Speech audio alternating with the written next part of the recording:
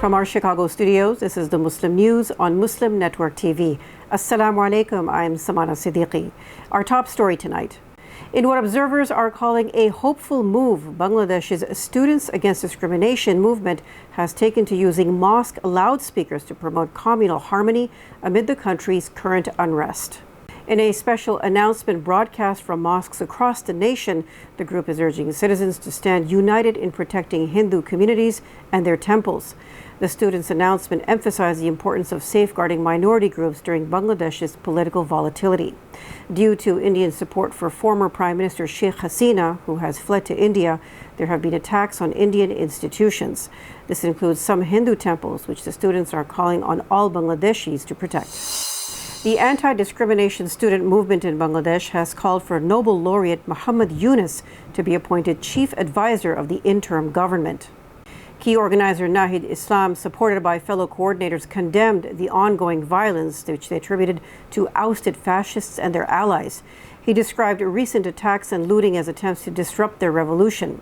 Amid this chaos, Bangladesh's president ordered the release of opposition leader Khaleda Zia after Prime Minister Sheikh Hasina fled the country due to surging protests. The military has announced that offices will resume operations after weeks of unrest that killed roughly 300 students. Student leaders have criticized Hasina's human rights record and vowed to pursue justice despite her departure. Reports confirm that Hasina was assisted by the Indian Air Force to reach safety in India. In related news, Bangladesh's parliament has been dissolved following the resignation and flight of longtime Prime Minister Sheikh Hasina. Hasina fled to India amid weeks of deadly unrest. The decision came after intense pressure from student-led protests demanding parliamentary dissolution.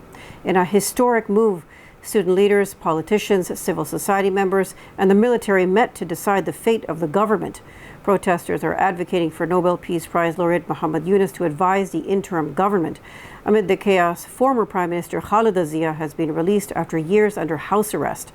Adding to the turmoil, the Bangladesh Police Association has declared a strike, demanding safety assurances for its members. On the orders of the Hasina government, police killed at least 300 protesters last week. India's Foreign Minister Subrahmanyam Jaishankar expressed deep concern over the situation and confirmed Hasina's arrival in India. Hasina fled by helicopter to a military airbase near New Delhi and is seeking a transit to London. However, a British call for a UN investigation into the violence has cast doubt on her plans. In a related development, former Information and Technology Minister Zunaid Ahmed Balak was detained at Dhaka International Airport while attempting to leave for India. The military, now overseeing an interim government, detained him a day after Hasina's ouster. The situation in Bangladesh remains volatile, with international attention focused on the unfolding crisis.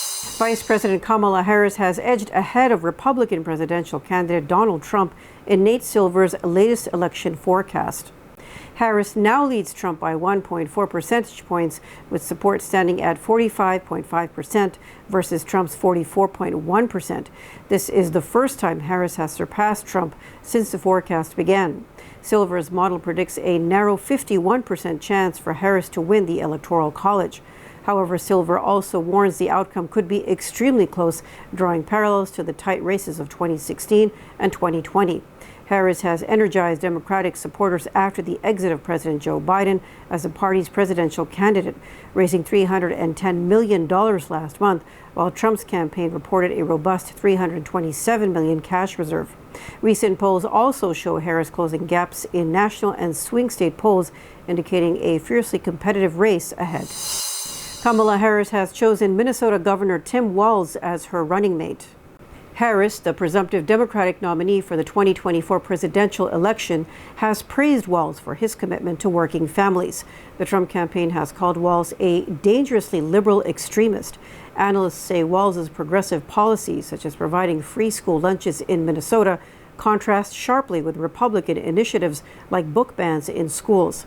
Walz, who served 5 terms in the House before becoming governor, is known for both his support of Israel as well as his advocacy for Palestinian aid amid Israel's war on Gaza. He has also called for a ceasefire. Walz has gained support from many Muslims and students who are opposed to Pennsylvania Governor Josh Shapiro as Harris's vice presidential pick. This is due to Shapiro serving as a volunteer for the Israeli army in the past. In a landmark decision, U.S. District Judge Amit Mehta has ruled that Google operates as an illegal monopoly, violating antitrust laws. The ruling found Google guilty of monopolizing both search engine and advertising markets through exclusive deals. Judge Mehta criticized Google for maintaining its dominance by securing default search engine status on Apple devices and leveraging its market position to stifle competition. The American Economic Liberties Project hailed the decision as a major victory for consumers and innovation. It is calling for an end to Google's exclusive agreements and potential breakups. Google, facing additional antitrust scrutiny, is expected to appeal the decision. The ruling is seen as a crucial test of the Biden administration's antitrust agenda, with broader implications for other tech giants.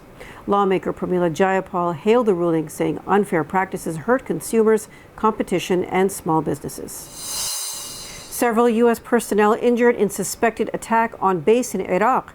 Details after the break, so stay tuned, and we'll be right back.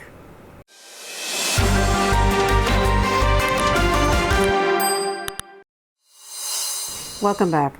Several U.S. personnel were injured in a suspected attack on a military base in western Iraq on Monday.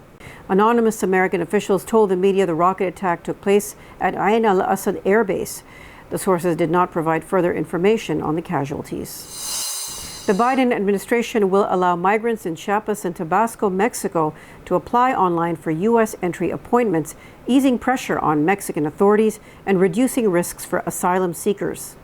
This expansion of the CBP One App Zone aims to streamline the application process and reduce the need for perilous journeys through Mexico. The change, which was requested by Mexico, will soon provide access to one of over 1,400 daily appointments without the need to travel to northern Mexico. This move is expected to further decrease illegal border crossings and improve bilateral relations. With a recent decline in illegal entries and increased Mexican enforcement, the new measure reflects a collaborative effort to manage migration flows and enhance safety for migrants. In June, the U.S. temporarily suspended asylum processing for those who enter the country illegally. U.S. officials said arrests for illegal crossings plunged 30% in July from the previous month to the lowest level of Joe Biden's presidency and the lowest since September 2020. Israeli strikes have killed at least 40 Palestinians and injured 71 others in the past 24 hours. The Israeli army claims it has killed 20 fighters through ground and aerial attacks. Humanitarian conditions in Gaza are dire, with more than 1.8 million Palestinians in Al-Mawasi facing severe shortages and disease outbreaks. Meanwhile, an Israeli raid in the West Bank city of Jenin killed 4 Palestinians, with another 4 killed in the city of Tubas. In southern Lebanon, an Israeli airstrike killed 5 people in the village of Meifadoun, with rescue operations ongoing. Over the past 8 months, Hezbollah has frequently targeted Kiryat Shimona in northern Israel and other smaller communities. Hezbollah has also claimed responsibility for an attack on an Israeli military barracks. UN Human Rights Chief Volker Turk and EU Foreign Policy Head Josep Borrell are urging immediate de-escalation to prevent the war from spreading further. Additionally, an Israeli soldier was lightly wounded in a stabbing at a West Bank checkpoint. Israeli authorities say they killed the attacker. The armed wing of Hamas, the Qassam Brigades, has claimed responsibility for an ambush on Israeli military vehicles in Rafah, reporting significant damage and casualties. Child malnutrition in Gaza has surged, with more than 650 children now acutely malnourished. Israel has killed at least 39,653 Palestinians and wounded 91,535 in its now 10-month-long war on Gaza. Israel stands accused of genocide at the International Court of Justice, which ordered it to immediately halt its military operation in the southern Gaza city of Rafah. Israeli Finance Minister Bezalel Smotrich has sparked outrage by suggesting it might be justified and moral to let 2 million Palestinians in Gaza starve. He said it will bring pressure on Hamas to return Israeli prisoners. Smotrich's comments at a conference hosted by right-wing news outlet Israel Hayom have been condemned as genocidal by critics, including Palestinian-American experts and human rights groups. They argue that Israel's restriction of aid to Gaza and the resulting famine amount to a targeted starvation campaign. Peace Now, an anti-occupation group, has called for international sanctions against Smotrich. Ahmed Fouad al-Khatib, a Palestinian-American fellow at the Atlantic Council, said Smotrich's comments indicate a genocidal intent to kill all of the people of Gaza. Jihad Abu Salim, executive director of the Institute for Palestine Studies, said Smotrich's comments were horrifying but not surprising. The International Court of Justice has ordered Israel to stop its actions and comply with humanitarian standards. The bodies of more than 80 Palestinians handed over by the Israeli army were buried in the city of Khan Younis in southern Gaza on Monday. A written statement from the Palestinian Ministry of Health said they were interred in the Turkish cemetery. Israel, flouting a UN Security Council resolution demanding an immediate ceasefire, has faced international condemnation amid its continued war on Gaza, which has killed almost 40,000 Palestinians. One estimate published by experts in the British medical journal The Lancet last month said the death toll may be as high as 186,000. Indian-administered Jammu and Kashmir observed the 5th anniversary of the region's annexation into India. India has placed several leaders, including former chief ministers Mehbooba Mufti and Omar Abdullah, under house arrest. Mufti denounced the August 5, 2019 move as a dark day for democracy, while Abdullah criticized the current administration's approach to dissent. The region, now divided into two centrally administered territories, continues to experience heightened tensions. Prime Minister Narendra Modi hailed the status change as a new era of progress for Jammu and Kashmir and Ladakh, promising continued efforts to address the region's needs. In response to far-right extremist attacks on immigrants and non-whites in the UK, British Muslims have gathered to safeguard mosques and support law enforcement. The unrest poses a significant challenge for Labour Prime Minister Keir Starmer, who condemned the rioters and pledged stringent legal action. His administration is facing criticism for its lack of engagement with Muslim leaders. Notably, figures like Tommy Robinson have been accused of inciting violence. The English Defence League has allegedly been held responsible for harming more than 50 officers during the riots in the city of Southport. The violence, which spread to cities like London, Liverpool and Manchester, has prompted Malaysia to advise against travel to the UK due to the unrest. Starmer announced the formation of a specialist police force to tackle the escalating disorder.